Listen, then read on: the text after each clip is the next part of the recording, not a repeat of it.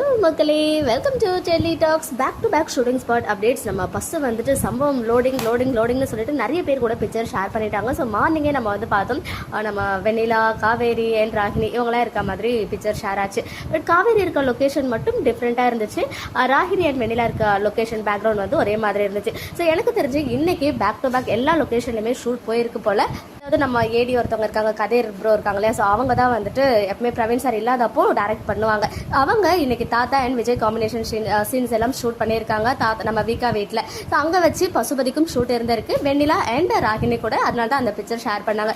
So Vijay கூட இருக்க picture மட்டும் எப்பவுமே வந்துட்டு கொஞ்சம் லேட்டாக ஷேர் பண்ணுறதுக்குமே பாசிபிலிட்டிஸ் இருக்குது. ஸோ நம்ம வெயிட் பண்ணுவோம். அண்ட் இன்னொரு சைடு நம்ம இப்போ விஜய் அண்ட் காவேரி ஸ்டே பண்ணியிருக்காங்க இல்லையா மாமா மாமி வீட்டில், ஸோ அந்த வீட்டிலையும் ஷூட் போயிட்டு இருக்கு. அந்த பேக்ரவுண்டில் தான் ஃபர்ஸ்ட் காவேரி கூட தனியாக பிக்சர் ஷேர் பண்ணாங்க. அதுக்கப்புறம் இப்போ ஈவினிங் வந்து ஒரு பிக்சர் ஷேர் பண்ணியிருக்காங்க. அதில் வந்து காவேரி அண்ட் நம்ம பிரவீன் சாருமே இருக்காங்க. அந்த ஸ்ட்ரீட் பார்த்தீங்கனாலே தெரியும், இது வந்து நம்ம வீக்கா இப்போ ஸ்டே பண்ணியிருக்க ரெண்டல் ஹவுஸ் இருக்கு இல்லையா, அந்த ஸ்ட்ரீட் மாதிரி தான் இருக்கு. ஸோ பிரவீன் சார் இங்கே வந்து ஷூட் பண்ணியிருக்காங்க. அங்கே கதிர் ப்ரோ, ஏன்னா தாத்தா பாட்டி கூட விஜய் இருக்க பிக்சரில் அங்கே கதிர் ப்ரோ இருக்காங்க டைரக்டர். ஸோ அவங்க அங்கே டைரக்ட் பண்ணியிருக்காங்க. So back to back shooting வந்து போயிட்டு இருக்கு. பட் ரெண்டு லொக்கேஷன்லையுமே நம்ம பசுபதி இருக்காங்க. ஸோ அங்கே போயிட்டு என்ன கேம் பிளே பண்ணியிருக்காங்கன்னு தெரியல, ஏன்னா அங்கே விஜயுமே இருக்காரு. ஸோ விஜய் இருக்கும்போது பசுபதிக்கு அங்கே என்ன வேலை. அதே மாதிரி இங்கே ஃபர்ஸ்ட் டைமாக வராரு. ஸோ ஃபைனலி காவேரியில் ஸ்டே பண்ணியிருக்க இந்த வீட்டோடைய அட்ரஸை வந்து கண்டுபிடிச்சிட்டாரு போல.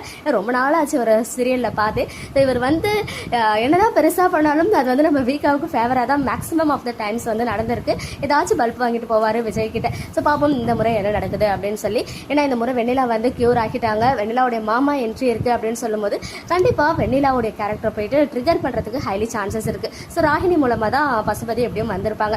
அப்போ கூட அஜயை காணுமே, எங்கே தான் போனார் அவரு அப்படின்னு இருக்கு. அஜய்க்கு ஒரு தங்கச்சி இருக்கு, அந்த தங்கச்சி எங்கே போச்சுன்னு தெரியல. அதே மாதிரி இங்கே குமரனுக்கு ஒரு தங்கச்சி இருக்கு, அந்த தங்கச்சியும் கண்ணில் காட்ட மாட்டாங்க. ஸோ எனிவேஸ் அதெல்லாம் ஒரு சைட் இருந்தாலும் நமக்கு back to back shooting spot updates இன்னைக்கு கிடைச்சதுல ரொம்ப ஹாப்பினஸ் இருக்கு. ஆனால் பசுபதியை பார்த்து சிலருக்கு பயம் இருக்கு. எனக்குலாம் பயமே கிடையாது. வெண்ணிலான்றது எவ்வளோ பெரிய புயலாக இருந்துச்சு. பட் அந்த வெண்ணிலாவே வந்து நம்ம சமாளிச்சு இப்போ ஃபைனலி விஜய் வந்து காவேரி எக்ஸ்பெக்ட் பண்ண ஒரு விஷயத்த வெண்ணிலா கிட்ட சொல்லிட்டாரு. காவேரி தான் என்னுடைய ஒய்ஃப், எனக்கு கல்யாணம் ஆயிடுச்சு அப்படின்னு சொல்லிட்டு. பசுபதி வந்து இங்க சாரதாமாவை ஏதாச்சும் ட்ரிகர் பண்ணி விட போறாரா என்னன்னு சொல்லிட்டு தெரிஞ்சுக்க ரொம்ப சுவாரஸ்யமா போயிட்டு இருக்கு நம்ம மகாநதி சீரியல். நானும் வெயிட்டிங்ல இருக்கேன். அண்ட் ப்ரோமோ வேற ட்ரெண்டிங்ல இருக்குன்னு நினைக்கிறேன். நம்பர் 2ல பசுபதி என்ன கேம் பிளே பண்ண போறாரு அப்படின்றத நம்மளால எக்ஸாக்டா ப்ரெடிக்ட் பண்ண முடியலனாலும் ஏதோ ஒன்று பெருசா பண்ண போறாரு அப்படின்றது மட்டும் தெரியுது. அதனால வீக்காவுடைய ரீயூனியன் சூன் வரும் அப்படின்றது ஸ்ட்ராங்கான நம்பிக்கை இருக்கு. ஸோ உங்களுடைய ஒப்பீனியன் என்ன அப்படின்னு கமெண்ட்ல சொல்லுங்க. ஓகே மக்களே, நெக்ஸ்ட் வீடியோல மீட் பண்றேன். எக்ஸ்க்ளூசிவ் அப்டேட்ஸ்க்கு மறக்காம நம்ம யூடியூப் சேனலை சப்ஸ்கிரைப் பண்ணிக்கோ.